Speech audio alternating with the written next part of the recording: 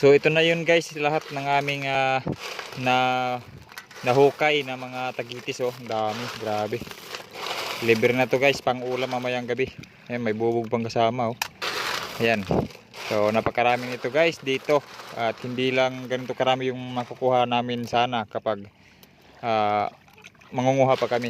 Siguro isang balde, yung malaking balde, makukuha namin sa ano lang, kalahating araw lang yun. Half day lang. Paano na lang kaya kapag buong araw ka maghuhukay ng ganito. So tagitis pa lang tawag nito sa amin guys dito sa Barugo.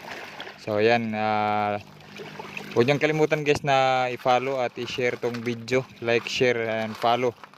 Like, follow and share nitong video natin para malaman natin kung may ganitong klaseng shield din ba sa baybayin ninyo. Yan, libreng pang-ulam na ito mamayang gabi guys, panghapunan. So maraming salamat.